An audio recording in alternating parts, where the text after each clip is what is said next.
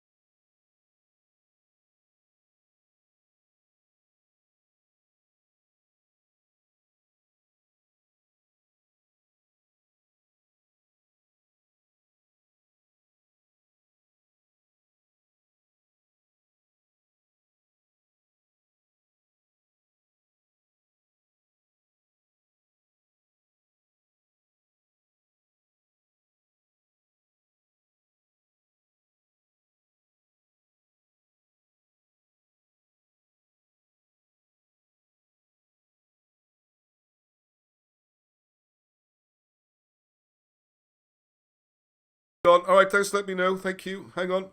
I know there's no sound. I shall fix that now. Alright, thank you. Is the sound back on? Sounds back. Oh, sound's back. I think I must have nudged something. Alright, I got back. I don't know which point the sound went off. Anyway, I'm blaming Peter Smith for this, all over in Canada. So hello, Peter, if you're watching. Suddenly panicking. Why is it his fault? Well, so he had a great idea, because the old print files, the quality of the book, I mean, for a start, the bindings and everything falls apart. It's too big. The images aren't great. Everything's a bit hand done, a little bit amateurish. And the print files, I don't know if the production company, they had a bit of a falling out with Wilson and Blackett. And I don't think they've given them the best print PDFs. They're not great. So what we have to do is convert them onto Word, upgrade all the spelling, typos, general layout. And Peter's fantastic. He's improving the graphics. It's going to look fantastic. Now, what then Peter did, get all this huge for it on the camera, it's not easy, is say, hey, instead of you doing all these pages, Ross, because they all need correcting and checking, there's loads of volunteers, Britain's Hidden History Group. They're a great bunch, which I know. Why don't we ask people to help? And it's been fantastic. So instead of chugging along at the speed I was doing it, which would be about a chapter every few days or a week perhaps, suddenly in the last week or so, between the two books, I've had 30 odd chapters back and more or less done. But all of them need a little bit of a check through with me, and then they go through, in this case, In some cases, it's Marshall Abrams for last proper proofreading and the little details. And Patricia's doing the same in the other book. And it's huge. But suddenly I have all this enormous flood of chapters coming back in. And everyone's got questions. You know, what do we do? Is it words or numbers and layouts and things like that? So suddenly the week went a lot on that. But the good news is that book is now almost ready. I mean, it's amazing. I'll show you my high-tech production schedule here. It's very high-tech, as you can see. So here's all the chapters, and you can see all the people doing them. Which was just so the names who I sent them out to, and just about all of them are ticked and back and being checked. And same with the other book, all going out. So thank you very much. And if people aren't aware, this is a group activity, Britain's Hidden History group, okay? Lots of people doing research, and there's lots of people been doing this longer than I have, know more about it, and I'm like a reporter. The Chopsy one up front. I should get a t-shirt. Right, little bit of explanation on them. Oh, more people joining all the time. Good stuff. Right, it's not clickbaity. When I say the Romans are Welsh, where it's the discussion that came up in the Facebook group, which I recommend you join if you're not already. Britain's Hidden History on Facebook. We get a chance to talk about these kind of things all week. And what we're looking at is the word Welsh a little bit. And the fact that in Switzerland, that's the area we're looking at, around Raisha, there are people there who used to be called Romanshe and Roman. And what exactly does that word mean? Is it quite the same as we think? And the fascinating thing is that ties back to the ancient Etruscans. And the language which they took there, which has become Romanshe, is the same language that Wilson and Blackett traced all the way when they were going back along the ancient migration routes to Italy and Etrusca. You end up with this Romanshe, and you got some examples in the King Arthur conspiracy of it being translated and how it works. So that's what I'm talking about, rather than someone living in Cardiff being a Roman necessarily. So it's more about the language in a way. I thought of a great name, by the way, for what this program should have been called afterwards. Too late, unfortunately. And I was going to call it Romanshe and the Stones. How cool is that? The reason is you've got Romanshe being the language and the stones being where it's carved, and you can see examples. Although some really ancient ones on like dinosaurs, deer antlers and stuff like that. Right, so that's one thing. Excuse me. I'm a little bit, my ears are a little bit blocked up, so I hope it sounds okay to you. The sound's working all right. I just need to find one more document which I had on here, which I want to share with you. Oh, yes, I saw it. Try education. Oh no, that's something else. We come on to that another week. Here we go. Excellent. Right, okay, I've got this as well. Brilliant. So everything's very good to go. I've got a few other things to run through first. All right, so let's do a few more hellos. 32nd, my fate this evening. Right. Hello, everyone. Hello, Monica. I love the subject of the show tonight. Yes, thank you, Monica. Your discussion came into this. And I'll see how far we get on that one, okay? Because it's not a subject I know an awful lot about yet. But I want to show you some of the bits that's in the King Arthur conspiracy book. And then pick up on some of the comments in the discussion. Some from Monica. So that's all good stuff. All right. Now, what I want to do as well is one of the things which hasn't quite happened yet. Hang on a second. Right, okay. Excuse me. Right, okay, just going to jump into, before we start the show, as it were. One of the things which I was hoping to get done this week, which is going to start next week, the next few days. We've also got some field trips, going out doing some filming. It's finding hours in a day, really. Fortunately, the boys, Leon in particular, have been setting up the new channel. If you remember, I was talking about it. We got this, I don't want to use disparaging words. There's a new textbook coming out for schools for Welsh history. And I'd really like people to please find out what's happening in the English schools and the Scottish schools, Irish schools, Northern Ireland schools, or even Welsh, even American or Canadian schools. Have a look, find out what the textbooks are that are being used, and have a look. It's based on what we found with this one, it's quite disturbing. There's no real history in it. There's just a sort of an ideology and a political mantra with no real detail behind it. Quite disturbing, and that's going to be the way history's taught, all right? So, in response to that, it was suggested by other people, let's put our own together. So I started doing a list, as you can see, and people have been sending me additions to it. Thank you very much. It's getting bigger and bigger. But this is not just a Welsh channel, it's British. And also we look at American hidden history, Canadian, New Zealand, all sorts of places. I'll give you an example of what's happened during the Welsh schools, and this is how we're going to respond.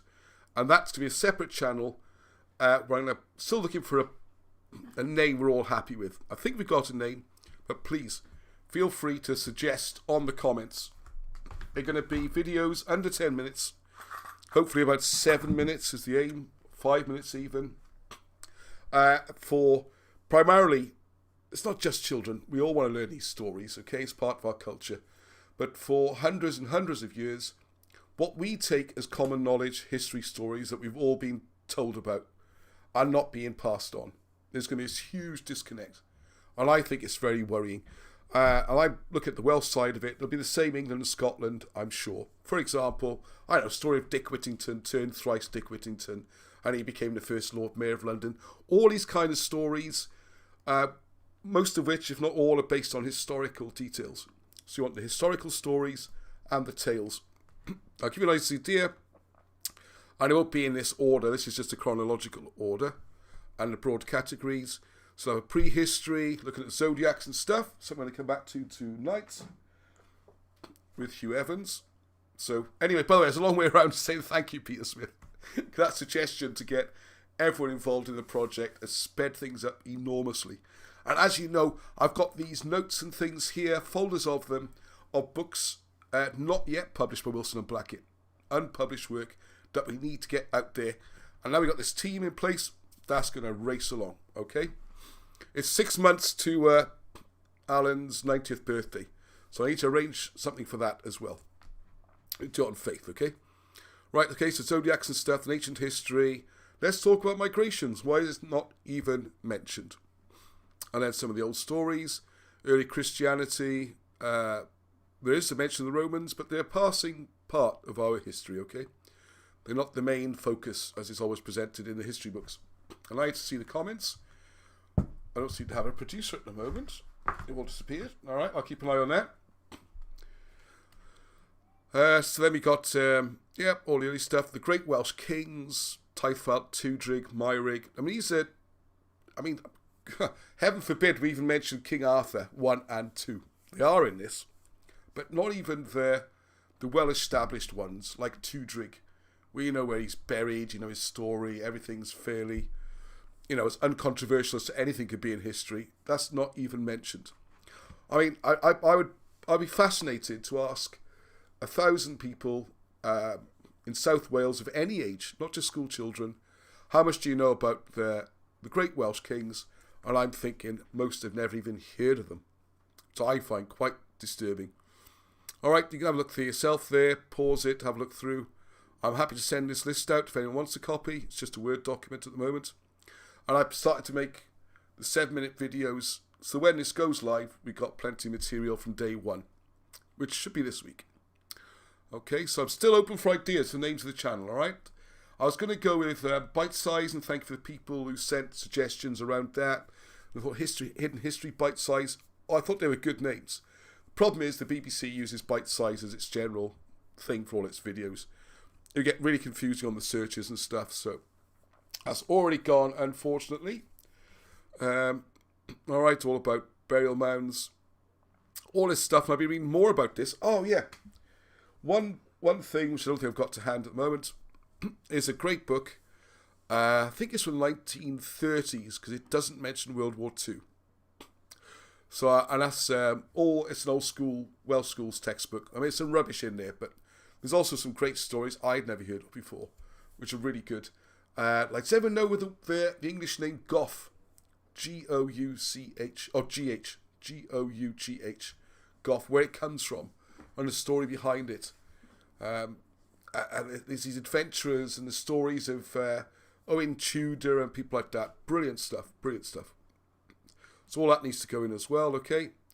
And I've had Taffy Ducks. Yeah, right. Thank you very much. He sent me quite a few in. So you can see I put some of those in italics. And I've been adding more as people send them to me. And this just gives you an idea. And none of this is really in. It's bizarre. All right. Okay. So to give you an idea, that project is happening. And you can see how, oh, you go. There's introduction I've written for the book, for the first section. What does prehistoric mean? How do you define it? You know, what's the problems of trying to find it? Just one page. I've done a video on the Red Lady already, as you can see, and then how the first person came to Britain about... I'm thinking, by the way, migrations might not be the best place to start. Chronologically, it's right at the beginning, but I don't think it's such a controversial subject. It's so difficult that I have a feeling that this starts somewhere else. Okay, so you can see it's already, so I've started writing quite a few of the topics, all right? So they'll be coming along, okay? So hope we all enjoy that. Right. Oh, sorry, this is supposed to be, not supposed to see that bit then. It's supposed to be straight on to, there we go. Right, now if you haven't, I think I mentioned this last week as well. I did put the links up on the, the description of last week's video for everything. It took me a couple of days. I have been ultra busy, so much going on. It's really exciting times. I think 22 is going to be our real breakthrough here, okay? So, this brilliant video by Hugh. And one of the things I was going to talk about this week was just this video, actually, because it's so interesting. And I'm going to show a little clip, because you really need to go and check his stuff out. It's really good, analytical, well thought through. Really nice presentation style. I really like it. It's very authoritative. Okay.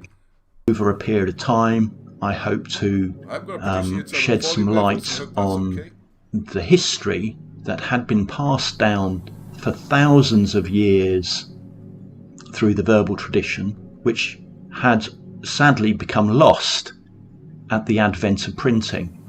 But there are enough fragments that we can start to reconstruct some of that ancient myth and culture and the links between prehistory and history. All right, well, I'm not going to show the whole video. We're going to Hugh's channel. As a Welsh name, I don't know why he was called Elephant.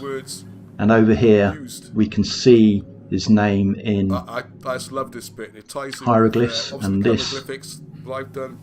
Is a hawk. And then why these symbols are used, how it ties in with the Welsh language. And what's amazing, I mean, this is like on what the research Hugh's done is brilliant. Like, if you look on Wikipedia here, you look up all this old ancient Egyptian words, and we've got Pen Abu. Where have they got Pen Abu from? You know, where have they got it from? Where's this idea? It's actually on, this isn't like a Welsh channel on Wikipedia, trust me. Does not bend over backwards to help this. But in Welsh, Pen Abu, it's there. This is like, it's there. And you just need to then, what Hugh does brilliantly is then look at those words in Welsh, and from there you can see how languages began and the whole thing. And what that all ties in with, of course, the important thing for Hugh is this original Zodiac, which is in Gwynedd, northwest Wales, which covers 1,500 square miles, and is just, you can see all the star signs map onto the hills and geographical features, and the names there match and everything. So I get a new batch of books off Hugh. We go to the interview. Tried to get it last week. It's just been so hectic. There's trouble. Things. Oh, what's happened? People aren't seeing this on their screens. I'm very sorry. That's. Oh, I think they are. Sorry, it's just my difficult. No, where's all my producers run off to? Yeah, it is on the screen. Phew. Right, so all that's going to be great. And we're going to put. I went up with Hugh last summer and we filmed quite a few of the locations around Cadair Idris, up the Camland to get the Horseshoe Pass, which is like the bull's horns, and then you've got the Pleiades, the Seven Hills together. It's great. Beautiful scenery as well. You really enjoy it for that. And I've got the videos shot. I've been editing them into slots. I seem to interview with Hugh and get some more ideas about the significance of each place, just the introductions and stuff. So look out for those.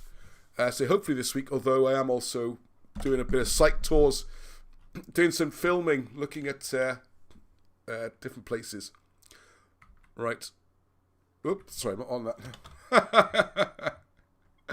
Why all my... they got school starts tomorrow, okay? So they're, I don't know, taking advantage of me. Right. Okay, so ancient British language. Have a look on his channel. There's loads more of it. Origin of the Zodiac. I will put a link up. Okay, now then, just in case everyone thinks this has become a Welsh loving, I just want to show this, a little bit of video here from a good friend, Graham. And please, if you find places, do what Graham's done. Make a little video. Graham and Tara together, gone off exploring. We've been to sites together. And they found this, they've realised that they live near to this place. It's in Mansfield, right in the middle of Britain. I'll put a map in at the beginning, you'll see it. And they've realised what's this mound doing there. So been up there, as you'll see, and explore your area. And I'm very happy to share. I mean, I'm just here as a, like I said, a conduit is the posh word, isn't it? All right, so let's let this one roll. It's only a couple of minutes. I think you'll enjoy it. Oh, by the way, so it's not the full video. We'll edit the full video together. This gives you a good flavour of it. But it's over 2 minutes. Hi Ross, Graham here. We're in Mansfield. Me and Tara come out for the day.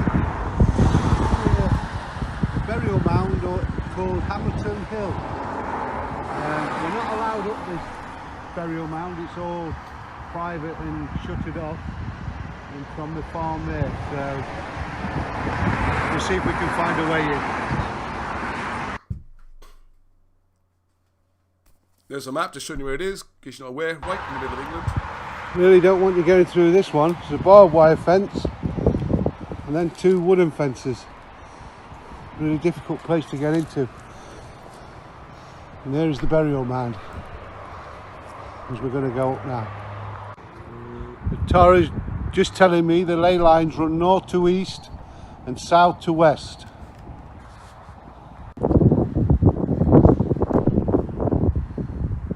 So I'm actually standing on one of the ley lines, the east to west one that goes right over the mound, and then the other one goes in that direction all the way over to there.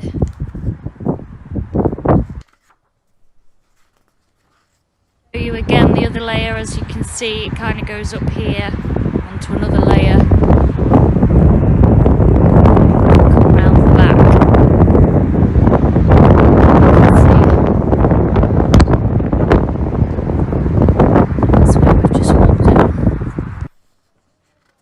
Asking questions with the who's buried on the hill, and as we found the right answer, the sun came out and shone on the hill.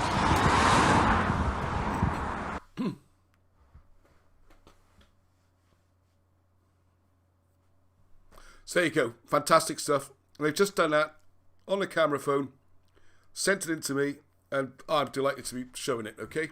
And there is more. We'll do the rest of the video, edited up for another time, okay? So well done, you two. Thank you. Keep sending in the contributions, everybody. All right? Oh, yeah, sorry. I jumped the gun a bit there. If you want to follow up the story, it's an illustrated book. Well, it's not really illustrated. It's got really small photographs, mostly. I guess there must be a couple of illustrations. Oh, there's a couple, yeah. Someone using a medieval toilet. Ho, ho, ho. So this is the story. This, you can see here, it's going to be provided to schools in both Welsh and English. They want to make it mandatory all over the place. It's ironic, really, because when the Senedd voted about 6-7 months ago, Welsh wasn't considered to be part of the syllabus. So you want to check. Please, please, please. There must be people out there who know what's happening in England and Scotland, can tell me the same sort of story or what's happening there, and send me some information on it, okay? So yeah, we already covered that. All right, right. We are going to get another video. Sorry, it's not much of me tonight. Just as well, got this kind of. It's weird. I'm not. It's like everything's echoing in my head. Must be empty, I think. Right. Okay. So here we go. This is Llywelyn Bren. Now I was just going to show a clip of this, but it's only 3 minutes, and I think everyone should see it, because we've got a big worry here. And I mentioned it before. It's the only time I get political, really. Apart from the books, I suppose. Alright, a lot of it's political, it's history, you can't avoid it. But I don't have any allegiances, just to make it clear. I don't support any political parties or campaigns or pro or against independence, any of those things, alright? I'm here to present the history, and, if people want to use that history, whatever, let's get the history taught, appreciated, and part of general conversation and knowledge. That's what I want to do. Because a nation with no past doesn't know where it's been, doesn't know where it's going, and it's got no future. I've just mangled about 3 quotes together. And there's a big one going up near Llywelyn Bren. And I've just, you'll see in a minute, another one, the other side of Pontypridd. I'm getting surrounded by them. It'll be the same near you, I almost guarantee it. And I'll give a couple of things you need to say and find out. But this is some fighting talk from Llywelyn, which is not on here. Hang on one sec, bear with me. I've got the video all ready to go. I just couldn't put it in the presentation because I load up too much. And if you do that, then the presentation can't cope. Right, 1 second.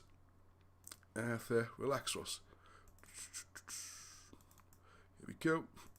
Right, okay, live 86. Wow. I've got it all queued up somewhere.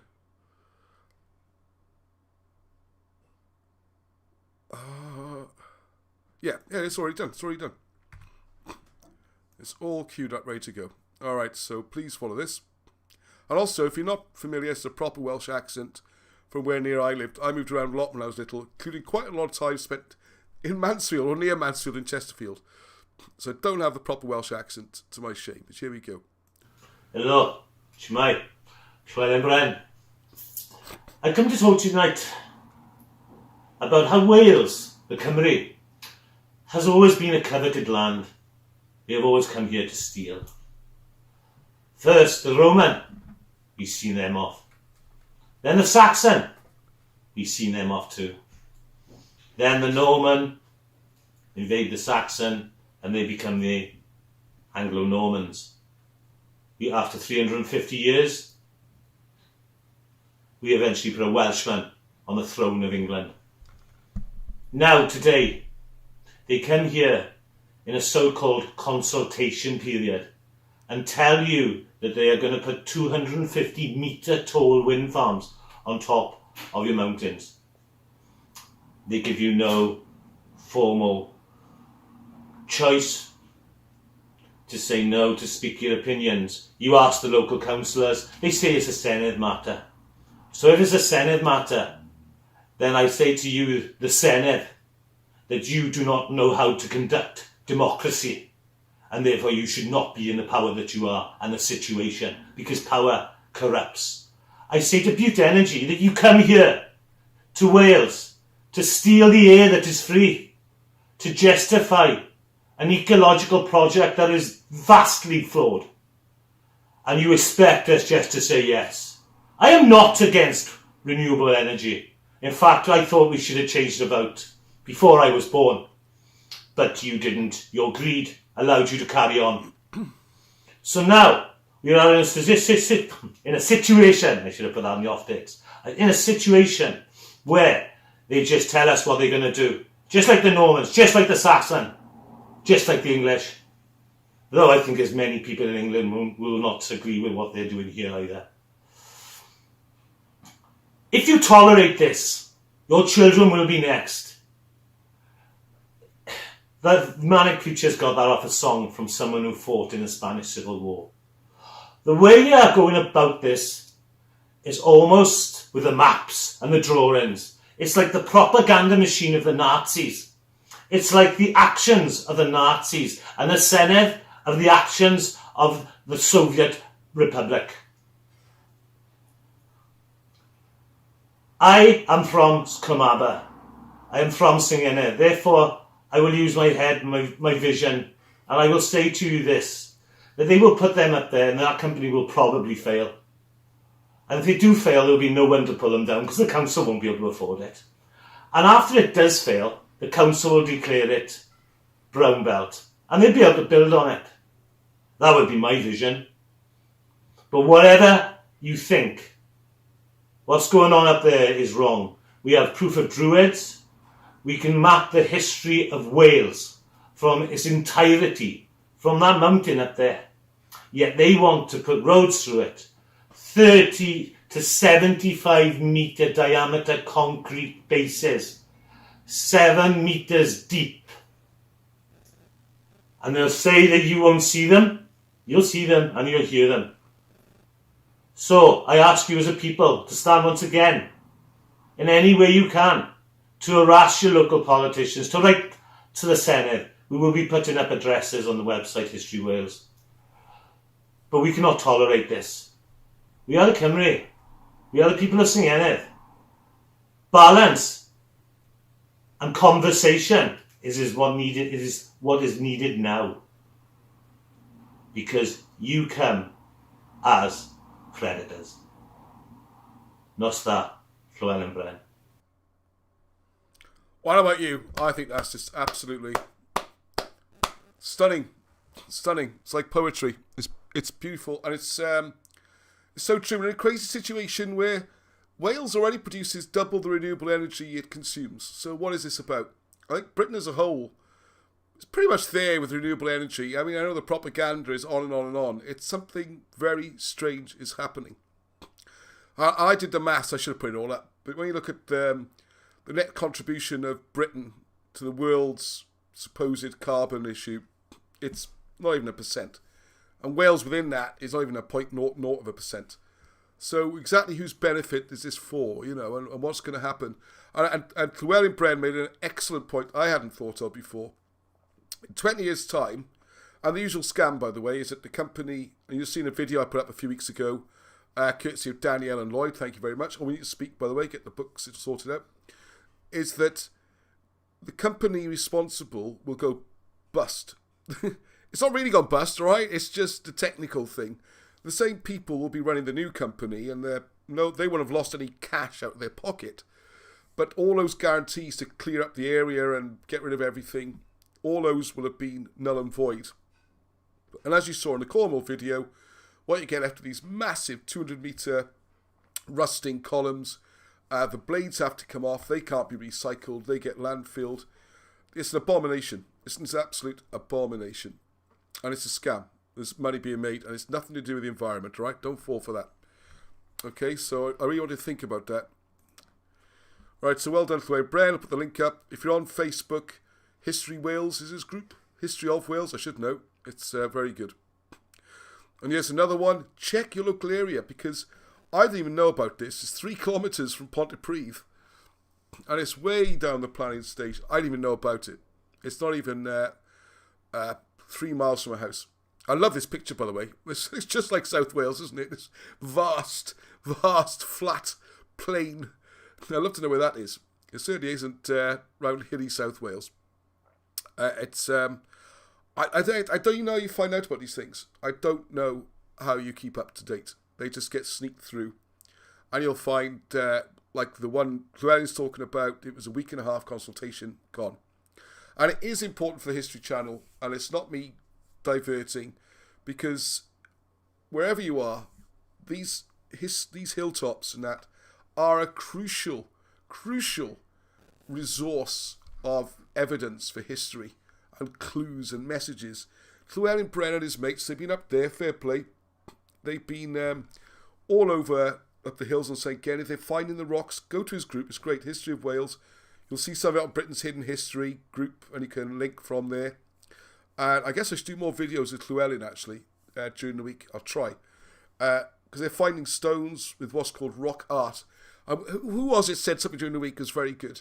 Isn't it funny how if you find something on they didn't quite put it like this, I'm just adding a little bit to it. But if you find an ancient Greek or Roman stone or something, it's writing. Whereas if you find something in Britain or Native American, it's art, it's rock art. There's writing. There's writing on these stones. There's the star map. It's there, how to understand the heavens, the astronomical messages. It's all there. And that's just one hill, which is going to get destroyed. And there's many others. I found another one just a couple of miles away. That's going to go. It's all over. It's the biggest scam ever. The money's coming out the public purse and going to private pockets, and those private people are not even in this country. Yeah, it is sneak through. Yeah, well, even when they have public, thank you, Amelia, even when they have public meetings, they put their own folk in and a choice of outcomes, not the ones that people want. Yeah, and it's even worse at the moment because COVID is used as an excuse not even to have a public meeting. They have a virtual meeting, so you can't exactly get an atmosphere going. Yeah, Craig Thomas, Llywelyn is pure awesome. He's out every day finding the true meaning of St. Kenneth, Eglwys. Yes, he is. You want to get in touch, go up there. It's cold, it's hard, but we've got to do it. And I don't know, I can't, it's at national level apparently, so I don't know how we stop this, but please try your best. So here's this one. If you're near Pontypridd, you didn't know about it, I didn't know about it. Just give you an idea, there's Trehafod, look. Up to Porth, there's Pontypridd.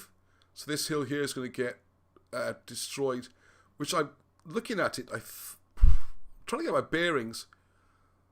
I guess this is the Graig, so I'm not... There we are, above Trehafod anyway. Alright, oops, sorry, can't see the map. Not of use telling you that, wasn't it?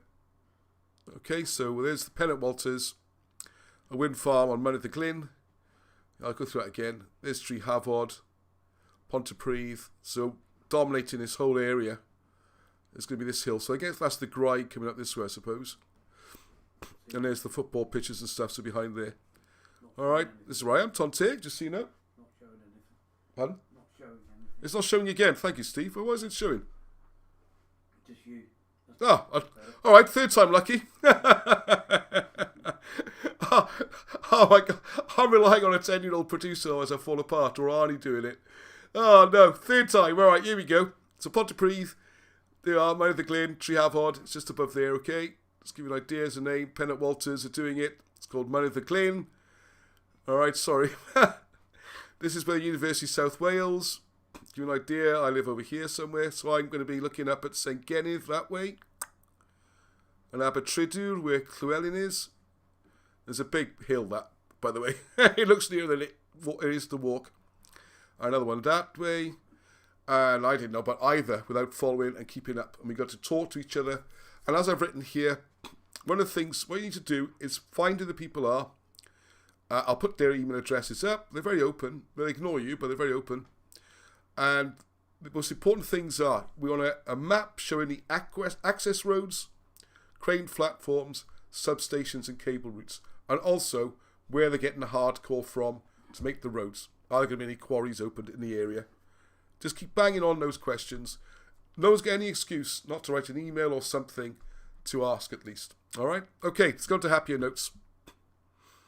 Yeah, here's a great one. All right, here we go. One of my hobby horses is the Romans in Britain, massively overrated. Okay, we'll stop paying their taxes. They don't pay council taxes. Yeah, there we go. Makes you wonder, doesn't it? Not sure what we have to do, but we have to be heard somehow. And all I can think of is about 1,000 people watch this show every week now. This is fantastic. Thank you very much, everyone, for spreading the word. Tell your friends. If 1,000 people all send an email each saying, what's happening? Why aren't you showing the access roads? I want to see them. The platforms for the cranes, which are much bigger than the actual wind turbines themselves. Total footprint about 45 by 75 metres. Each one, you see the map, you see this little round circle with a turbine on it. It's about 20 metres across. Yeah, fine, lovely. They don't show you the total concrete area which is under turf, where the cranes stood and the roads went and everything. So the roads, access roads, the crane pads, where the hardcore's coming from, where the cabling and where the substations are going to actually handle all the power. They're things you want to know. And they're not even mentioned in the consultation because people don't know. We have to find this out, okay? Right, on to Romans. Let's get some proper nitty-gritty old history. And this is one, again, not very far away. This is stuff I'm sent. If you've got something near you, like Graham did, wherever it is, we'll have a look at it, all right?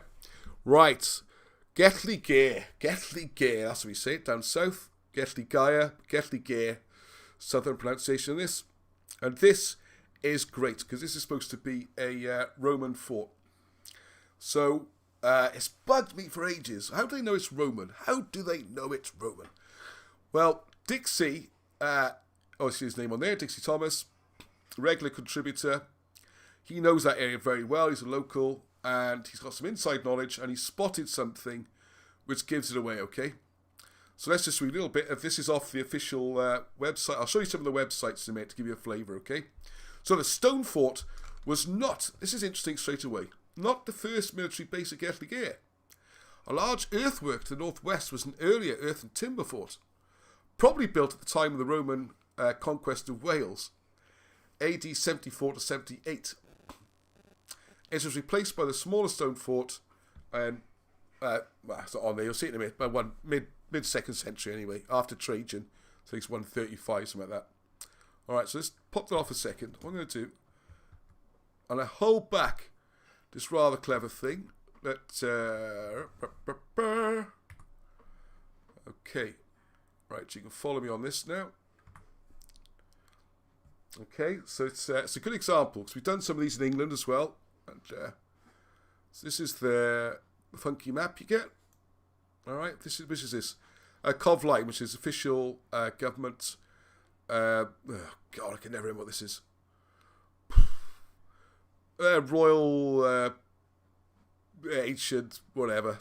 They look after our stuff, alright. I met Scott from there, so no offence. Antiquities and whatever, right? Right, okay. So this is marked out there.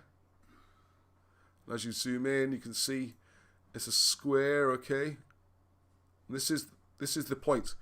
A lot of these things, Caervaul, which would mean I suppose the big fort, you could call it that. Now one of the great funny things is, I find it funny, is that one of the reasons you can tell something's Roman is because it's got corners, right? It's a square or something. That makes it Roman. Whereas if it's round or curvy, it's British or Celtic or whatever you want to call it. It's daft, isn't it? I mean, it's daft. But anyway, that's the logic they use, okay? And let's go through get some more information. So this is from good old GGAT. If you don't recognise GGAT, it's Gwent and Glamorgan Archaeological Trust. Alden Wilson's old friends. What we got here? The apex, the pinnacle of the geographical pyramid is near Wales. Oh, right, we're on to pyramids there. Some good chat going on. All right, I'll leave you to that. As long as it's polite and friendly. It's a family show, so remember that. Everyone's being very good. Right, great archaeological sites in Caerphilly, Geltligere Roman Fort. This is amazing, right? Because you don't forget, you have to squeeze it a very small window. Because the Romans are fighting the Brits right in the 70s, maybe up as far as 91 AD, if you look at the records of the struggles of Caradoc and people like that. And then the question, if you read more and more the Wilson Blackett books and the information, and if you go to the playlist, you'll see the myth of Roman Britain, see good evidence to suggest maybe 20 years in Wales and a little bit in the southeast corner. You don't dominate an area like Wales or even the rest of Britain with a few thousand blokes in sandals. Okay, and more evidence is coming up all the time to show the roads predate them, not the buildings predate them. This myth of it being all Roman was really created in the 1700s. Okay, to write British history out of existence. So apparently this is what you can see. I need to go up there. Take a camera up. I will do. I'll do a full report because Dixie's got a couple of hidden sites to show me as well up there. Some really cool mounds and stuff, which he's got the inside track on. And I'm due to go up there the week after next. Okay. Stop saying that, Ross. Right. So the Romans first built a fort in the 70s. So the difficulty you have, first of all, if you find an earlier fort and a later one, it normally implied two different periods, two different builders, but you can't do that because that would mean that the Welsh or the Britons built something. So you have to think, that was just around for a little while, and then this one was around for a little while, then it was gone. All right? Because you have to. Because it's got to fit the Roman narrative. Right, so here we go. So, fort at Geltligere in the 70s, defences constructed earth and timber, internal buildings, timber. As with many Roman forts, this is replaced with a new build in stone on a slightly different site, further to the south. This one was much smaller. I was in use for most of the 2nd century. We come more to that in a second. The Roman fort was nearly square in plan, V-shaped ditch, and it looks like it's designed for 500 strong infantry, and how they know all the rest, I've just no idea, because I've read through it all. There's no details of who stayed there, who lived there. There's no identities, nothing. They know who they were, what they did, how they lived, all that. It's all guesswork. All right, it's guesswork. So it is our usual timeline. Anything British has to disappear. So it's there. You can learn more about this by going to that site, which I tried. It wasn't very helpful, actually. Then learn more about the Romans in South Wales. Romans. Okay, here's some better pictures on this one. This is what you find. Glamorous Gethley gear. That's it, apparently. So I'm surprised there's not more there. Okay, so gives you a good idea. I guess this is a line. So I thought it'd be more... There you go, there's a reconstruction. I want you to remember this. Right, always nice square buildings, everything's square, okay, you got this? See, everything's square. This is the official signage board at the site. There you go, I can see a bit better. Alright. So a slight problem here. Oh, that's it, sorry, come on to that in a second. Now if we go back to this. Here, which Dixie has dug out, is a photograph from the original excavation. Now, I don't know about you, but to me, this doesn't look like a square. This certainly isn't a square, is it? And what you'll find is that there are a few round buildings and round things, and what they've found doesn't actually look like what they're presenting. If that's why they covered it all back up with soil, so you can't see anything at the site. But it's very strange that we seem to be presented with an image, a fantasy image of what a Roman fort should look like, which doesn't actually match the archaeological evidence. And even the stones and everything might not seem particularly Roman. So is this the reason why the whole thing was covered up and you can't actually walk around and see everything? Why is it we have some places with these thick perspex floors so you can walk around and look below you and see the details and have a restaurant there making a tourist place? The whole thing is very strange.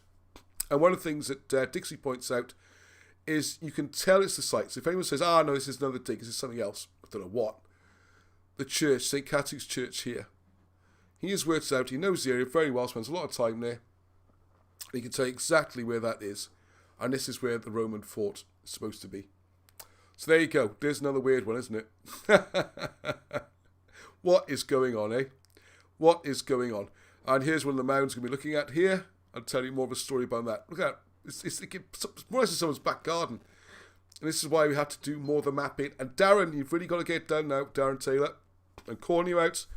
He's done the most amazing work. Him and Dixie together, they've mapped out all these mounds and they've matched the star signs. It's brilliant. It's brilliant. But it's now we need it, okay? We can't keep it back any longer. Another 6 months, not even 6 months now, my goodness, it's 5 months. They start putting up the power stations on the hills. I'm not calling them wind farms anymore, okay? Farm is lovely, isn't it? You know, lots of ducks and chickens walking around. These are power stations. Wind power stations, whatever, but they're power stations, all right? Oh, sorry, this is a bit from Derry. I was going to lay this out a bit nicer. Dixie, sorry. This is proof that St. Catu's Church... Oh, hang on. I'm sure there's something I was supposed to edit out here. There was... Oh, yeah. I need to cover up a word. Oh, well.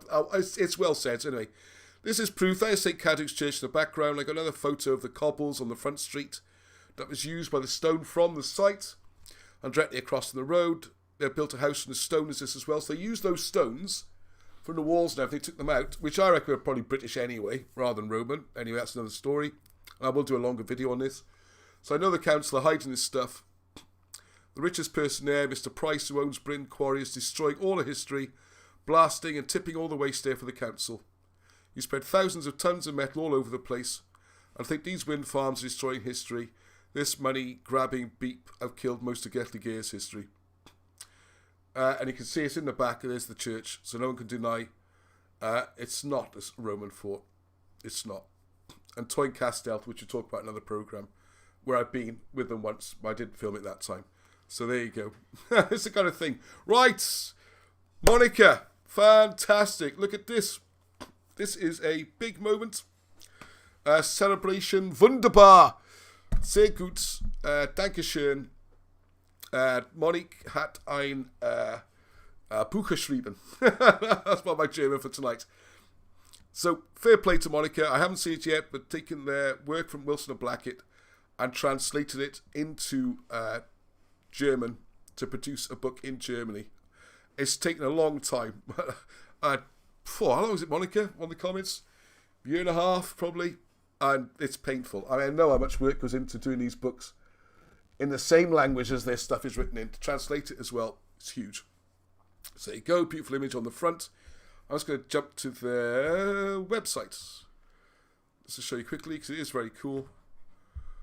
And you can see where to get it from. Hang on. Ah! Reload, come on. It's auf Deutsch, not now. Okay, now auf Deutsch is fine. Wie wonach suchst du? What are you looking for? Here we go. Right, Arthur ap Myrig. So that's King Arthur, son of Myrig. The König Arthur. The one and only King? Vera. What's Vera? Oh, my German's so rusty. I used to speak German. So here we go. This is the book. Looks beautiful. It's colour throughout. Well, there's colour in it. Monica's going to send me a copy, and I got a copy for Alan who send me, which I'll take up. I'm sure he'll be delighted. So we're seeing Wilson and Blackett's work in a foreign language, which is great. You can see how to get this from here, shop.tradition.com. You can search for the book title, or I'll put the links up, all right? Probably tomorrow. Although I am out with Steve, who's sitting there very patiently. Off tomorrow morning. Yeah, he's smiling. There we are. So there we go. Picture of a very, very good looking King Arthur with a sword there. I can't think who that is. One of the person's probably watching, I think. I haven't seen him on the comments tonight. I'll give him a call. Anyway. Vara means true. Thank you, Monica. Yes, there you go. The true King Arthur. There you go. Excellent, excellent. Well done, well done. No one knows more than me how impressive it is to get a book into print and how much work is involved. So wish it well, hope it does well, and good luck with that. It'd be nice to see they work in lots of languages, wouldn't it? But unfortunately, we have to do it all the hard way, like Monica's done. We have to do it ourselves. All right, cool. Hey, Monica, I should do an interview with you about the book. That's what we should do. I think we talked about it before. We've never actually spoken directly, so it's long overdue. We'll have a Zoom chat or something, and you can tell us about the book and show the book and that kind of thing. Maybe when my copy arrives, I can show stuff on screen as well. Brilliant. Oh, okay, all right. This is where I get badly caught out now, because I can't run on too late because school starts tomorrow. Oh, my little babies go back to school. Isn't that awful? But, right, let's bring this up on screen. I have got it ready. I just remembered how I did it. Right, now this is... okay. There must be a better way of viewing this full screen. Come on, people who know... Come on. Page display. Full screen. Where is it? Yeah, don't point on your screen. Steve's pointing on his screen there. How does that help? How did it help you pointing on your screen? Chapter 6, the plus. Pardon? Oh, gone now. Oh, it's gone now, all right. Steve is pointing on his screen, saying, "This here, look. Like I can see across the room through his screen." All right, this is from, and thank you for all those who've shown interest. I'm hoping, this is like months ahead of schedule, I am hoping that we get the new 2-volume version of King Arthur Conspiracy available for pre-order this week or next week, probably the week after next. And then it takes the printers a month from when I send them finished files. It's not supposed to take a month, but it usually does. In fact, I'll say 6 weeks, because you do get delays. I know it's frustrating, but I'll have to pay the bill in advance. So the pre-orders are really, really helpful, because printing, a good size run, big books, 2 volumes, it's been quite expensive, so I will need some help. So all the pre-orders means we've got some money to pay for the print run. All right, so that'll be great. And there'll be lots of little features. I think I mentioned it before. I'll do a special thing on it. We can buy two lots, give gifts to someone else perhaps. All those people who've been helping with the chapters will get mentioned in the thank you. There'll also be donations to get yourself a thank you. And there's a chance to do some sponsorship. And I can't think why. I mean, I sold advertising space on magazines, taxis, all sorts of things. Petrol pump nozzles. You fill up your car and you see a little advert. I was one of the first to be selling those. But if you want to put a page advert in here, I don't know if you know someone. It would all help. Okay, but also you can pay to be in the acknowledgements in the front. And what I'm hoping to do, and this is where the timetable gets tight, at some point in February I need to go up and see Alan and Tony. We haven't arranged dates or anything yet. A few things need to do. And I'd like to have the finished books with me so I can get some signed. So the people who help and the people who get the pre-orders in will be able to get signed copies, but don't hold me to it because I can't guarantee it. And Alan is almost 90, which reminds me I need to start getting some dates penciled in the diary for when we can have the big 90 years birthday party for Alan. And it'll have to be in Newcastle. There's nowhere else. You can't be dragging him on long journeys, okay? And I've got a venue in mind. I need to go up there. One of the reasons I want to go up there again soon is to check the venue's still there. The last 2 years of COVID-ness, the world's gone mad. And it might not be there. But they've got a nice big function room and we can eat, we can have some food. And I was thinking of making it a 1 day or 2 day thing. I don't know how we'll do it. But I'll know more when I speak to the venue. All right? So that's the plan. And then hopefully I can send these books out end of February. So I've been looking at Kickstarters and stuff, and I have to say that's pretty quick actually. There's Kickstarters on there for books coming out in 2005 and stuff. I'm like, wow, you pay towards a Kickstarter and not see a book for 4 years. So we're actually doing pretty well, as did Monica getting that book out. All right. So I managed to get myself slightly sidetracked because one of the chats which came up on the Facebook, which I really had to memorize all of it now, so I can't really show Facebook on here. And one of the things we were talking about was someone mentioned this idea of the Roman language or Romance language, which is in an area of Switzerland. And it just seemed like a random thought. Okay, I don't know why they asked the question particularly, I can't remember. And just started thinking about it. So, and someone was saying, well, it's because it was tied in with the Welsh. And the idea is the word Welsh or Walish is Old High German for outsider or stranger. And then someone put on there, well, hang on a second, when I think of German, I think of outsider, I think of Auslander. Why would it be called Walish? And then it got more interesting because rather than just dismiss it there, went a little bit more of a dig into it to find out what it's about. And this is following mainstream sources, okay? And it turns out there that this language has come about through a migration. This is the official line. I'll tell you what, let's put it on something to look at while I'm chatting away here. I'll see if I can find it on Wikipedia or somewhere. Oh, hang on 1 second. Right, okay, let's do a share. We can do some research together, alright? I say research. Wikipedia is very useful, alright? Now, I want Romanshe. How are we going to, there we go. Romanshe language. Hey, here we go. Brilliant. That's why I spelled it with an SCH. And Romanshe. And this is very much towards Monica's area, towards Raisha, which I hadn't realised and started looking at this. I should have realised. I'll show you why I should have realised it. So it's a Romance language spoken predominantly in the Swiss canton of the Grisons. Romanshe has been recognised, hang on a second, as a national language of Switzerland since 1938. Official language in correspondence, that's 1996. So you've got German, French, Italian, and the fourth one. Now, I'd always thought it was like a Romany language to do with travellers and stuff. But this is not quite the case, actually. Now, it's very, very controversial. So we're leaving Wales and Britain, and not controversial here. Right, here we go. This is the bit. This is the sentence that leaked out. Romanshe is one of the descendant languages of the spoken Latin language of the Roman Empire. By the way, another topic. When I say the spoken Latin language of the Roman Empire, was there ever a spoken Latin language?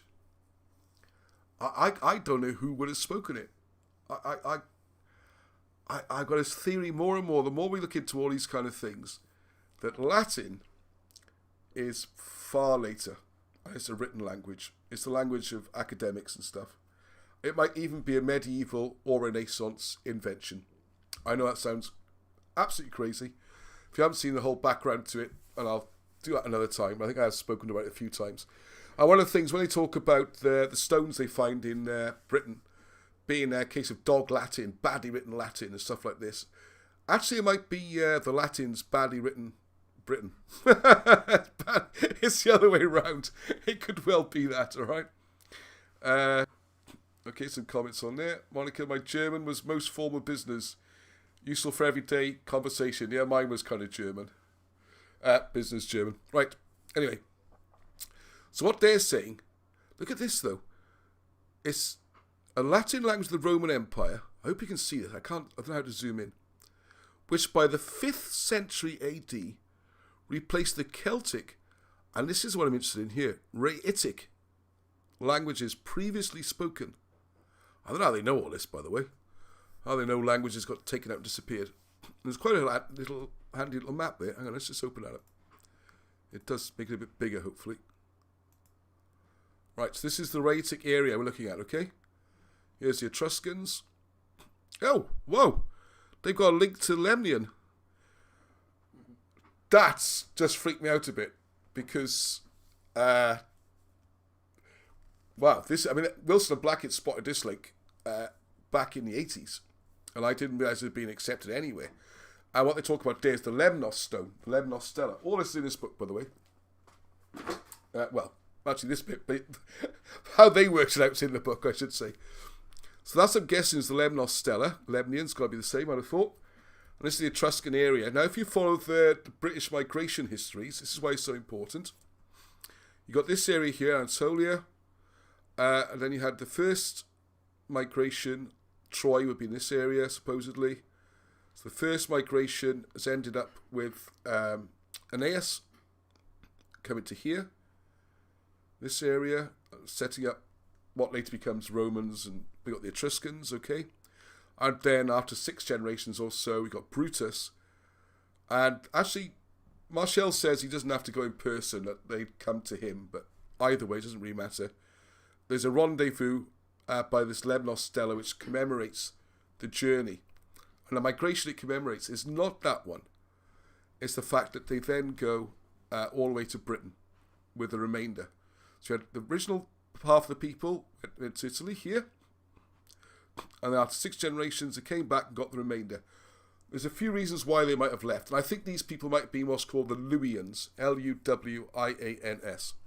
Because they strangely disappear from history. But no one seems to have connected that with Britain. For reasons I do not understand. Their metalworking culture, they appear and they disappear. The dates match, everything matches. It's strange why it's not even considered. And then what was wonderful, and then you got the other migrations from here, presumably, up to this area called Rhaetia, which is also part of the same migrations. And what you'll see, and what's amazingly demonstrated in the King Arthur Conspiracy book, is this language link, which they seem to have picked up here. So I'm quite impressed, actually. Let's read. This happens, you get all excited, you're like, oh my goodness, and then you read it and you get crushed when you see what they've actually written. But just looking at the map, they've shown a link here, and you can see the written language. And what Wilson and Blackett did, they went back using the old British language, Colburn, and the writing cipher as left by Llywelyn Sion in 1560, 1520s, so you can read it. And it's I'll show you some examples in a second. It's really as it should be. It's not context, conjecture, or guessing.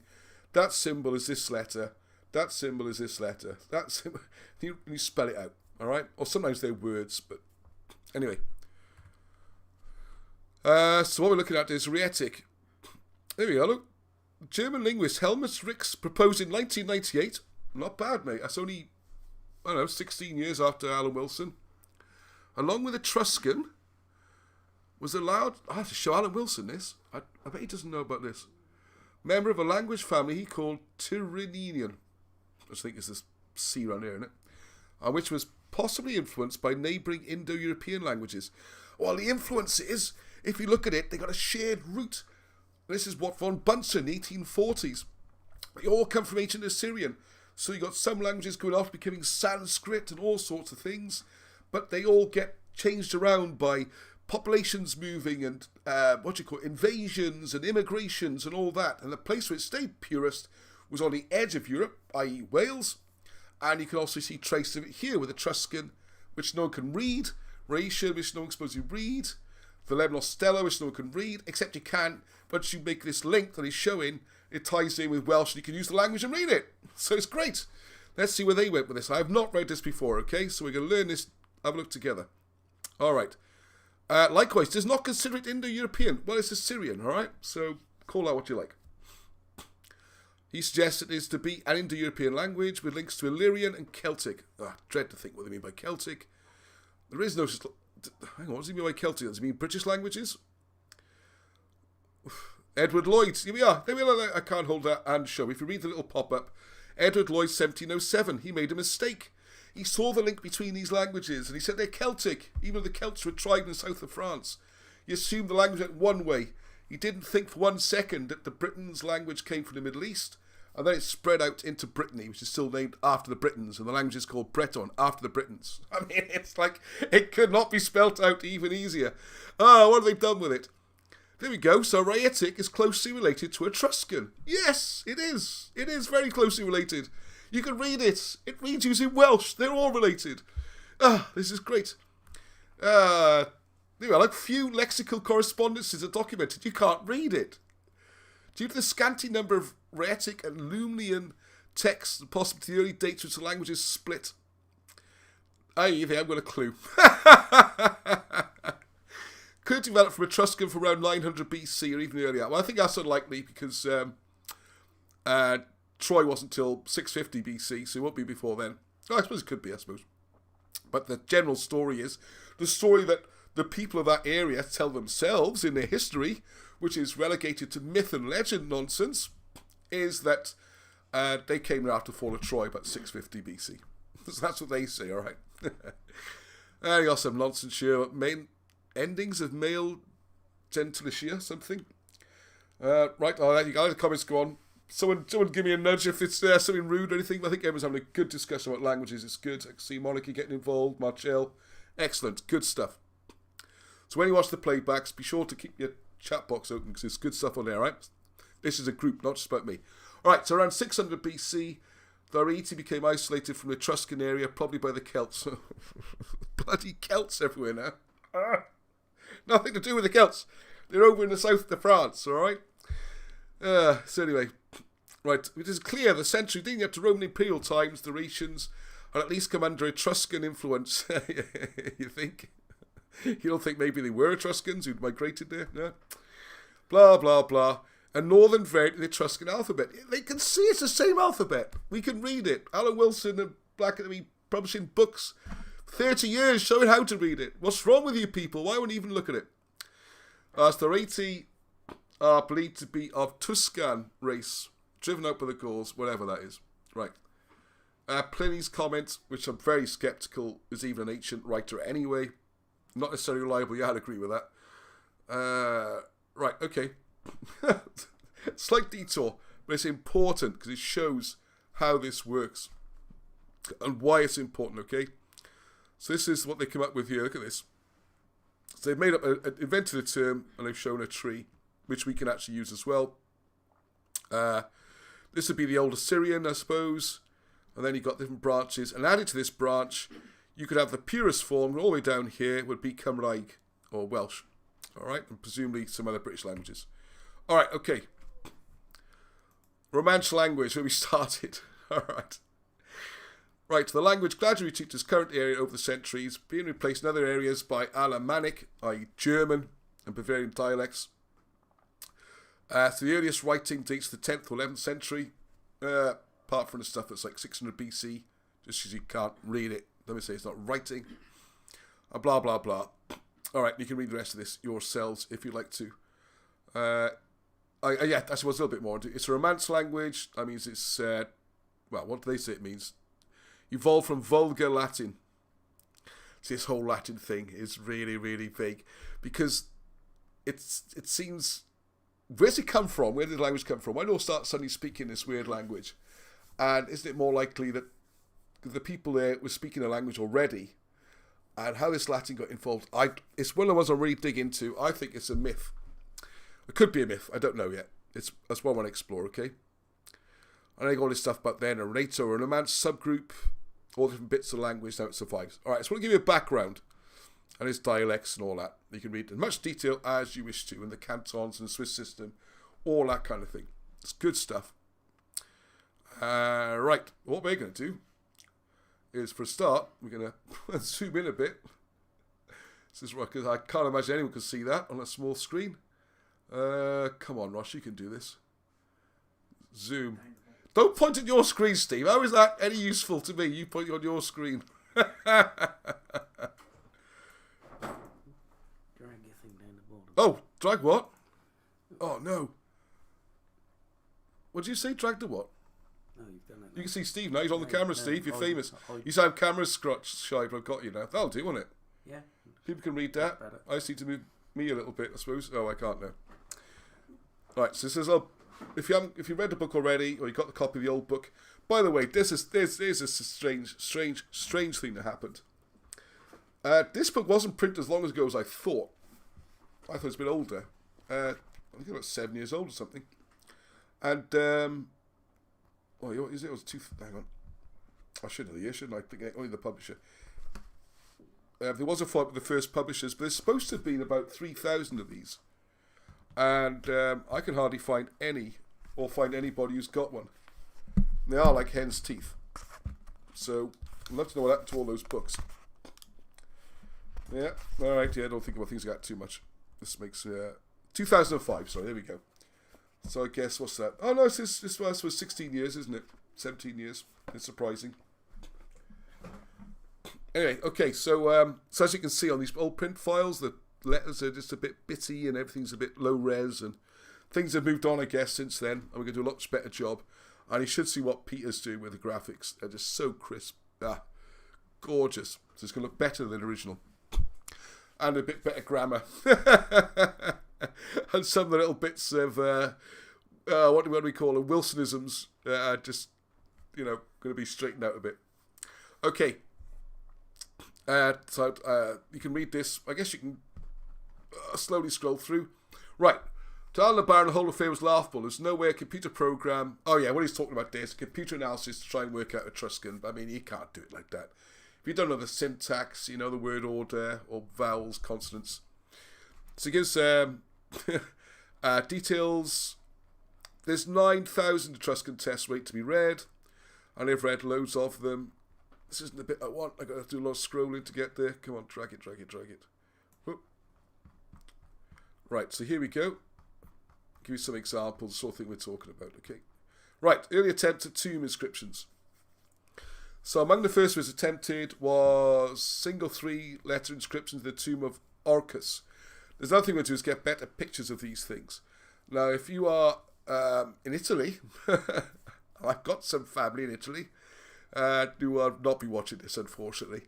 Angie's sister married a history professor in Italy, who's like, we're a bit chalk and cheese when it comes to these subjects. I don't think he's, a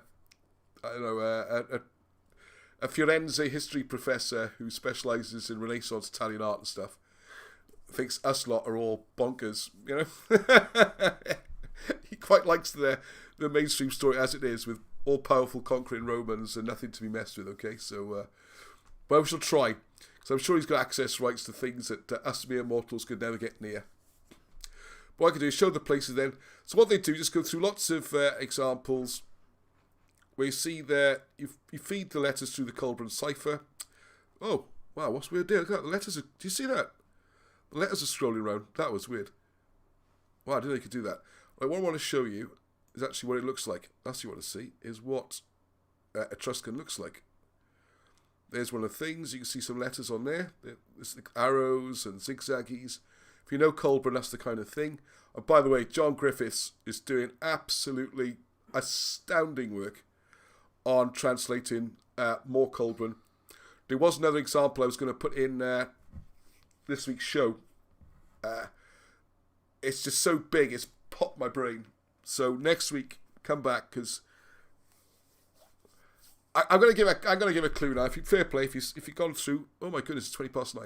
If you've gone through over an hour, a little guide on this one is that we suspected for quite a long time. Well, I have that Alan Wilson and Blackett, all their writings showing about what are called Roman emperors are actually British kings, English, British, and Welsh, and it turns out that some of the coins that are read as the names of Roman emperors, if you look closer at them, the letters aren't quite right. People are seeing what they want to see.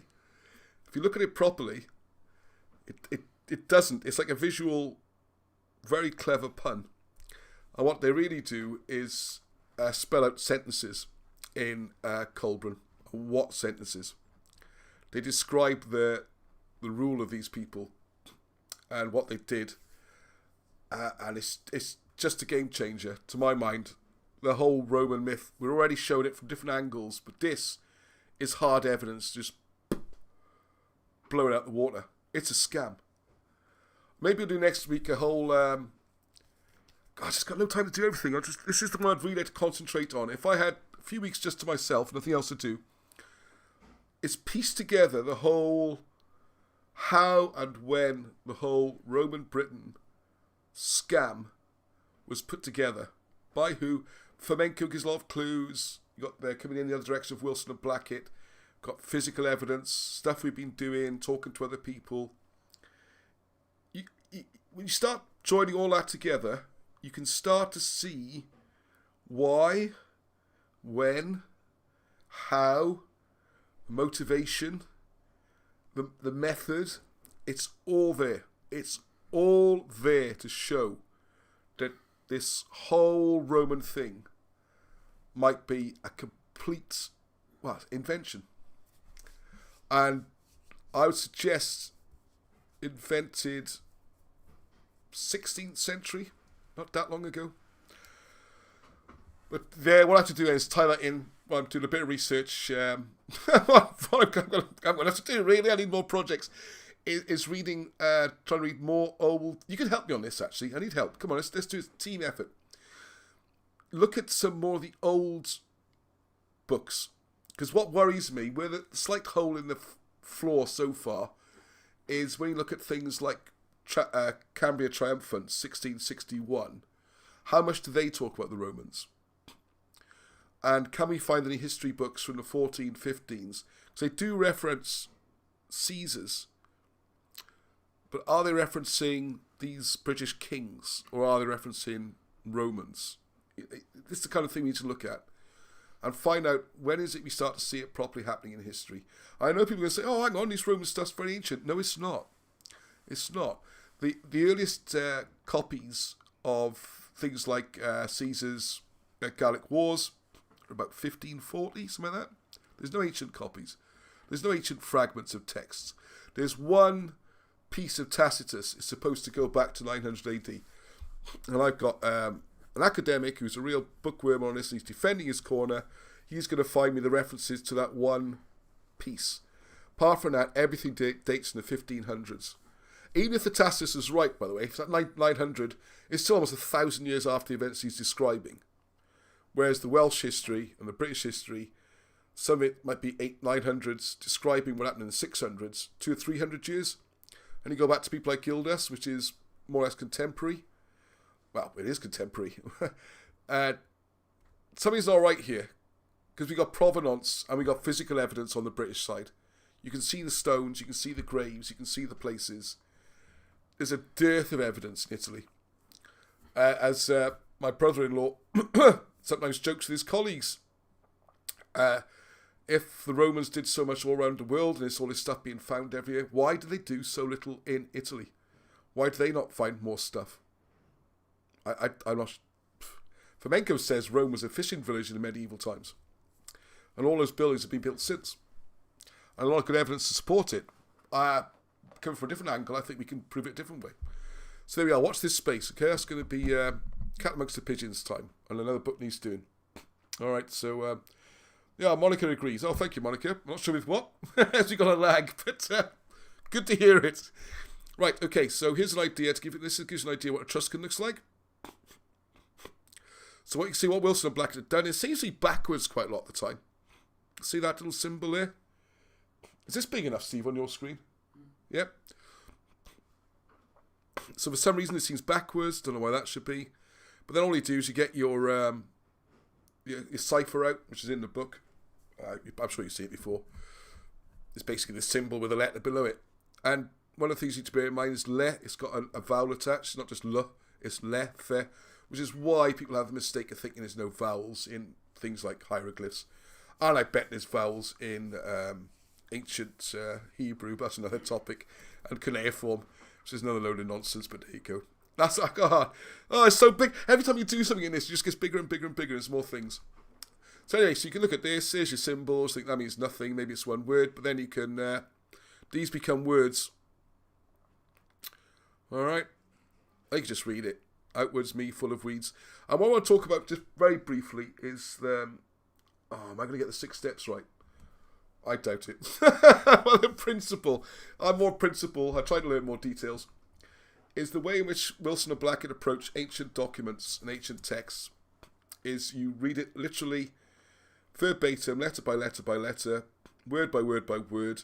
You do not try and make it style or context or your interpretation. It might come out like ungrammatic rubbish. It doesn't matter. You do word, word, word, word, word. Look them up, every word, okay? You get that. You got your text.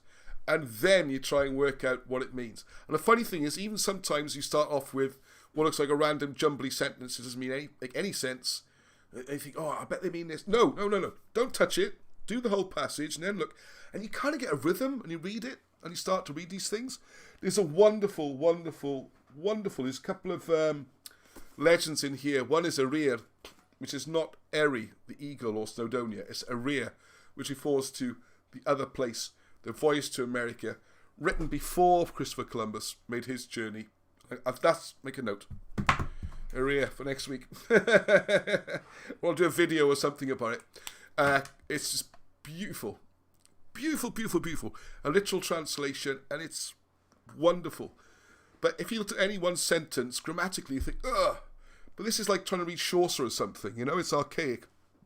But it still reads, okay? It still reads. Alright, let's start wrapping this up. Anyway, that gives you an idea of what the Etruscan... So as you can see, you turn it round mostly. And then you just read it. Judgment towards not our very good. So you see, but you can read...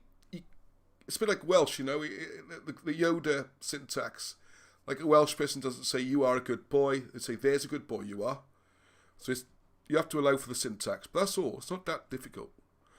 And all this, we're going to polish up these, make it all look much nicer for the new book, all right? And, oh no, I just shut the book. What was the page number I want to get to? Steve, can you remember? 137, wasn't it? Something like that? I can't remember. Oh, it's so hard scrolling with my middle finger here. Right, okay, so the British Museum, they've translated stuff in the British Museum, they translated stuff in Italian museums. What it does, though, which is a thing that I know that Monica's gone on about a lot, mentioned a lot, and is very proud of, is this link. And so I did say I was going to explain why the Welsh are the Romans, wasn't it? Or the Romans are the Welsh. So it comes down to this idea there that it's like an ironic twist in a way, because this is from a German area, is that the Romans, or the Romanshe, are the outsiders. And they sometimes, never mind, you'll see on Wikipedia, they have been referred to as Welsh, which is where Monica was really useful on the Facebook group explaining Welsh and who the Welsh are and why they're called that and all that kind of thing. But the irony, of course, is that if what Wilson and Blackett's research is saying is correct and all the language and the written evidence and everything, DNA, even the mainstream, without realising it supports, is that those were Etruscans and they are kind of the British. And they're saying they're the same as the Romans. So who are the Romans? Where do they magically come from? They've sort of flown in from space. Or are they the Etruscans? They're the British. Anyway, this is the kind of stuff you need to get to the bottom of. If you're new to this, you've got to think, all right? This isn't like school where you're told what to think. It tells you what questions to ask and how to think is the idea.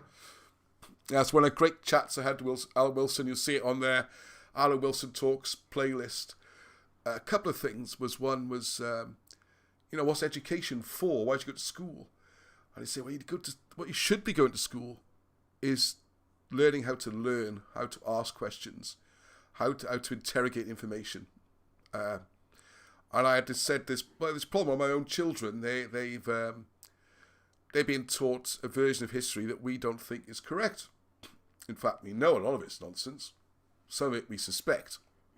Some of it we're fairly certain. A lot of it we do know it's nonsense, all right? Look at Rob Shaw's book on the architecture of power and the nonsense written about the Great Fire in London and stuff like that. It's a lot of it is known to be incorrect, even in recent times. What do you do? And he said, well, you have to get your bits of paper. You have to learn the formal notes and show that you can repeat it, and that's kind of what normal education is. Here's a script. Can you learn it? Can you repeat it? You can ad-lib a bit, like an actor would do on the stage, but that's the script. That's the story. Don't change that. Just add a few words here and there. Quibble over some of the lines. The things to learn, though, he said, are maths, because that's universal. Probably. It's very useful in life anyway. And languages. Languages, because they are the key to everything. You can go around the world, you can speak to people, you can communicate, you can look at your history. Once you've got languages, so that's what you need to focus on. All right, so there you go. It's a bit of just passing on some Alan Wilson wisdom there, so I can. He doesn't wear makeup. No, I don't wear makeup. Thank you, Zoe. Oh, and someone said about me looking young. Thank you for that. And they also say there's a hint about which moisturiser. My secret to keeping young skin is never, ever, ever, ever, ever use moisturiser, right? Don't. Natural oils get killed by moisturisers. It's one of those upside down things. All right, don't get into that anyway. Yes, anyway. And smile. Laugh. Keeps you young. I hope so anyway. Right, so here we go. Here's another one. This is Etruscan again. Another beauty this is. This is a bronze situala and a wine jug. We're getting nice pictures. Oh, yeah, that's what I was asking. My brother-in-law, please, Chico, or anyone else in Italy, get pictures of these Etruscans. I've got some books. I've got some sources.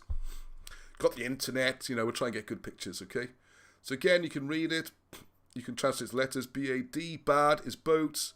C-D is cuds. Well, it's not C, actually. It's cud. Bongs. You can read it. I love this. The ship's boat to mutually bandy-legged going on progress. His spread not sanity sensible. The slope to run down the track of scorn disdain.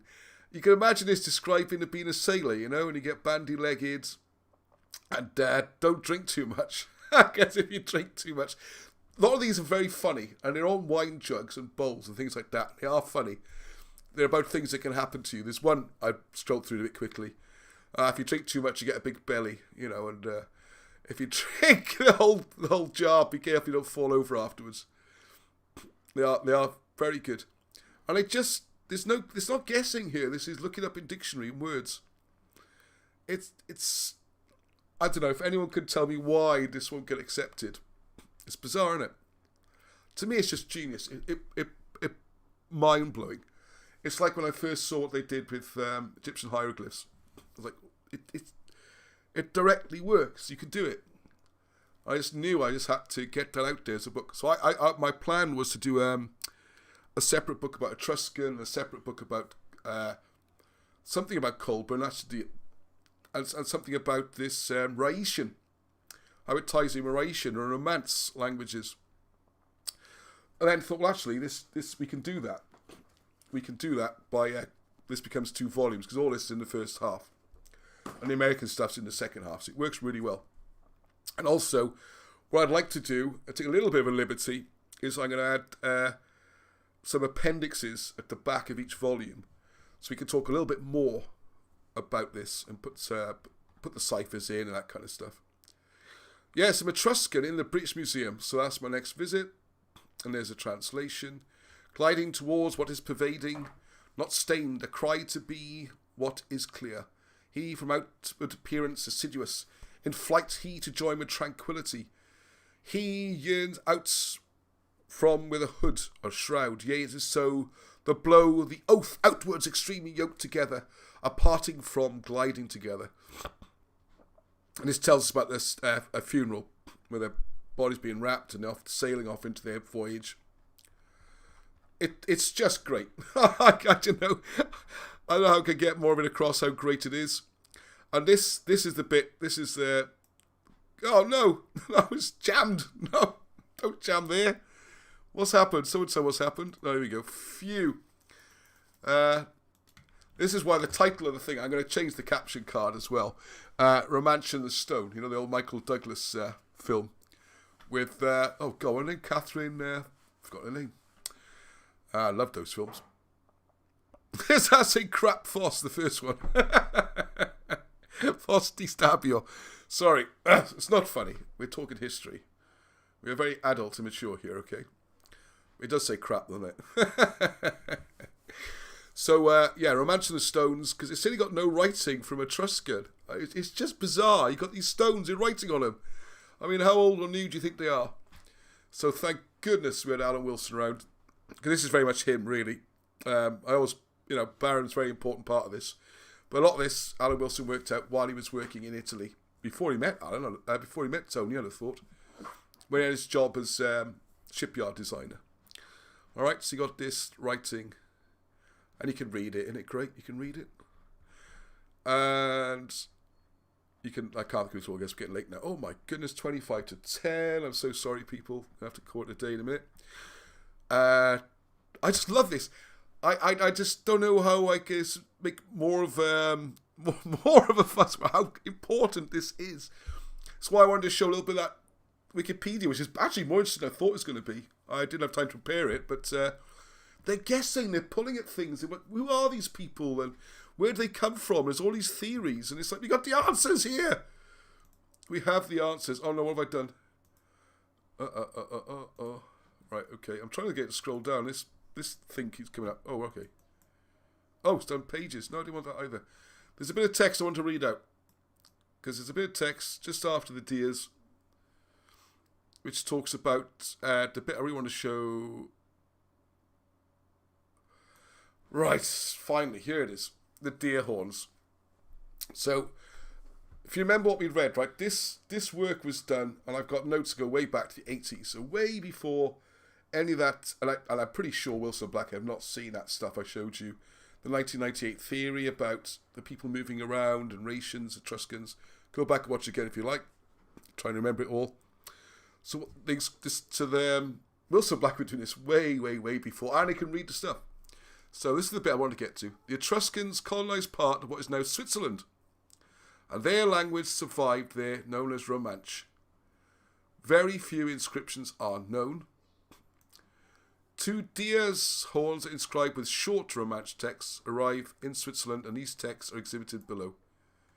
So you've got these ancient texts, and they're being translated.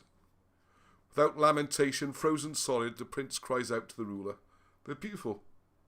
Away from ice, grow into amiable, mutual good, profit, perspire extreme. So what if that's telling to, it's a bit cold here, when you go off to Britain and join the rest of the migration. So again, it's a statement rather than a prayer. This affirms the ascension of the soul. So it's where Alan's cleverer than me. Of the deceased lord to glide smoothly into ascend into union with the deity. Viewed from planet Earth, the heavens appear to whirl around daily as the Earth spins on its axis. Doesn't have to be a globe. This theme of whirling around is expressed on British as well as Etruscan text. Spoke quite a lot about that last week, I think, or week before. Yeah, 2 weeks ago. When I was looking at that conventional book about reading Egyptian, they got the giant screw. Right, I'm hoping Arnie's going to appear in a minute to play the violin, as everyone's watching. Steve, can you try and give me a hand, please? Can you go and drag my son? It's his last day of holidays, alright? So he's getting a special break to do his little driving game, okay? Don't let your children spend too much time on computer games, but if they're going to do it, do a proper driving simulation F1. It's awesome. Who's messaging me? Right, makes it urgent. Right, this is the rehearsal now. This is the warm-up. Okay, sorry, Gary sent me something. Something on the comments we missed. Oh, well, right, never mind. I'm sure it's okay. All right, okay, so you can see the rest of this there, and look out for the books. So I will get up for pre-order next week or the week after. Right, you ready? There's a little bit more there about the Raetian. Just to finish this chapter 6 in the book. And it's quite a sad story then, because I don't go into too much. There's fish on a high on a Sunday evening. But what it does is shows the problems they then had when they were trying to take this information around and tour with it and show people. Yeah, we just saw that there. I think that's repeated. See, it's the kind of thing that happens. Oh no, slightly different one. Very similar message, slightly different. And I think it's just to do with astrology and astronomy as well. It's wonderful, and it's like poetry. And then stone coffee in the British Museum. You see this? It's a line. And the other thing is that we're discovering is a lot of stuff is called runes. Runes, and assumed to be Viking or something. A lot of that appears to be this very ancient Culbran writing system. So as a lot happens, a lot of things, we're in the ironic situation where the only country in the world said not to have a writing system, i.e. Britain, could well be the one that provided the route for all the writing systems, although in fairness it didn't come from Britain. It seems to have moved with the people from ancient Syria, Egypt, up through Anatolia, and ended up in Britain. But it's certainly the oldest writing system. Alright, so there we go. Hope you enjoyed that. And you enjoy looking through, and you get the book when it comes out, and I'll be adding some more bits. See, look at it, there's loads of stuff just translated here. Alright, well thank you very much everyone for your... I hope you enjoyed that there. I hope it's covered the subject. I'm looking forward to... Yeah, let's read a little bit of the comments. As Amelia says, many of us spent many years learning languages, and now we can't travel. Oh, yeah. Let's hope we can travel again, eh? Let's hope that comes back. But at least we can read other books and things. Yeah, travelling again would be quite handy. I am desperate to get back over to... I keep wanting to call these places by their ancient names. Let's just go a Firenze, Florence, Etrusca, Tuscany. Yeah, I get there in the end. Yeah, Tuscany. We had a great holiday there, didn't we? And we got family over there as well, like I said. So it'd be wonderful to go and see more of these Etruscan things in situ. I have had people contact me from Italy who are in contact. They're going to try and get pictures. It's quite difficult for reasons not understood by me. All right, okay. Hey, I tell you what, Arnie. I'm going to dump something on you now. Hang on, let people see your lovely face. What would you like? Well, I just suddenly thought, all this talk about Etruscan and all that kind of stuff. I guess you don't know any Swiss songs, do you? No. William Tell Overture would be good. Except for the Toblerone advert. Except for the Toblerone advert. Well, can you do that? You've never ever played that, have you? No, I can't remember it. Can't remember it. Toblerone, out on its own. Triangular chocolate, that's Toblerone. That one. That one. Yeah. With triangular trees. Triangular honey from triangular bees. And oh, Mr. Confectioner, please. Yeah, not bad. No, what would give me Toblerone? Sheesh. Where did I remember that from? Right, no, Italian. We're doing Italy. The anthem? Italy. Oh, yeah, the Italian anthem. Go on. Yeah, we haven't played that since the European Cup final, have we? When they played England. No, we'll love you all, really. So more videos coming. Thank you with us. I've really enjoyed tonight. It's flown by and had loads of things. So look out. New channel about the Welsh stories from history. Please send suggestions for names for that and more topics. Have a scroll through what I've done already. See if you see it there already. What else has come out this week? Yeah, the pre-sales of the King Arthur thing. Thank you to all those people who've done a chapter of the book. I think we had about 20 volunteers. Some have done 2, so that's like done. Right, that's a play. I think did I play it, Arnie? Can you still play The Godfather? Can you remember that? Yeah. Right. Okay. Oh, Leo's come to me. Very nice, Arnie. That's it. Okay. Right, any more? Triangular trees. That's it. Triangular trees. North Star all.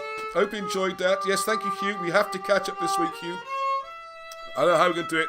I'm probably out most of tomorrow at Mount of the Gear. If anyone's around Mount of the Gear, I've been wandering around, taking some pictures, doing some filming. Because some people have sent in some ideas about other burial mounds that we might have missed. So that's going to be interesting to have a look at it. So So Tuesday, I think. Yeah, Huey's brilliant. It's brilliant. Rossini, Italian composer. Rossini from Tuscany. Thanks, Ross. Infam. All right, thank you. Happy show, Ross, but the Malta Stella is calling me. Right. Yes, Patricia's doing great work on this, so enjoy that. Thank you very much, all. Right. Nostar. Until next time, Heddwch.